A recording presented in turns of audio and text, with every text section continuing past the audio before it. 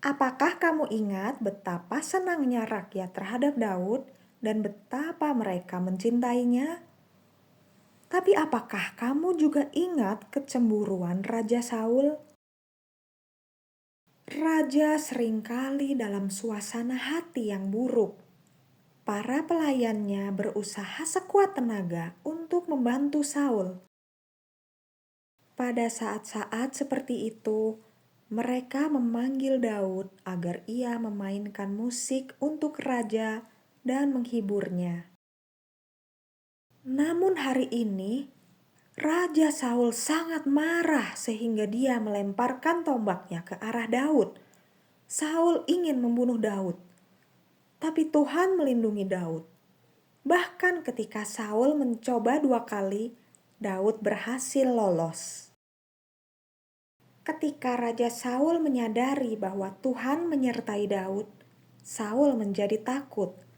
Dia berpikir, "Lebih baik aku tidak berusaha membunuh dia. Aku akan menjadikan Daud prajurit yang paling penting, sehingga ketika dia pergi berperang, biar orang Filistin yang membunuhnya." Namun setiap kali pergi berperang, Daud selalu kembali dengan selamat dan merayakan kemenangan bersama seluruh rakyat. Seluruh rakyat mencintai Daud. Putri Raja Saul yang bernama Mikal juga sangat mencintainya. Namun, bagaimana Daud bisa menjadi menantu raja? Para pelayan raja berbicara dengan Daud. Daud berkata, "Aku orang miskin. Aku tidak akan mampu membayar mas kawin untuk melamar anak raja." Tapi kemudian Raja Saul berkata melalui para pelayannya, "Raja tidak menginginkan mas kawin berupa uang. Dia hanya ingin kamu membunuh 100 orang Filistin." Nah, raja berpikir, dengan begini Daud akan terbunuh. Namun, Daud kembali membawa hasil. Bahkan dia membunuh 200 orang Filistin. Maka dia dapat menikahi Mikal. Yonatan, putra Raja Saul, juga menyayangi Daud. Mereka menjadi sahabat karib. Ketika Yonatan mendengar bahwa ayahnya ingin membunuh Daud, dia berbicara dengan ayahnya dan berkata, "Jangan lakukan itu." Dia memohon bagi Daud, dan akhirnya Daud boleh kembali ke istana. Namun, Raja Saul lagi-lagi dalam suasana hati yang buruk. Dia kembali berusaha membunuh Daud. Jadi, Daud melarikan diri. Raja tidak dapat melakukan apapun terhadap Daud karena Tuhan melindunginya. Kamu bisa mengandalkan Tuhan.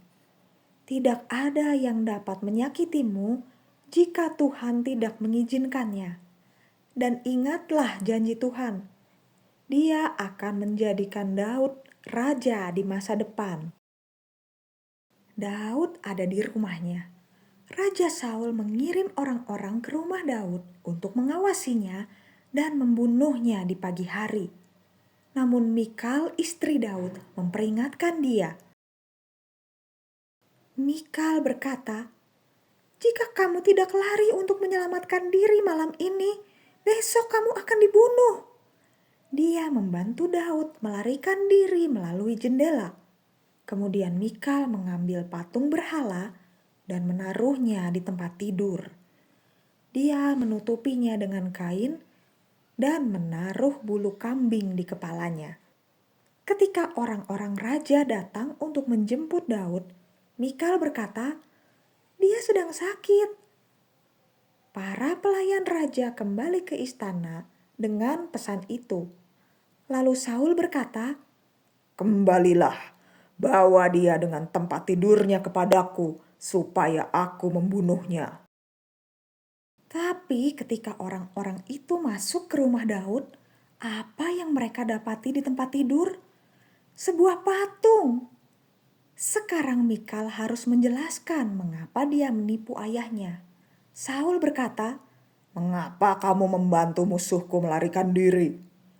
Jawab Mikal, "Daud mengancam aku.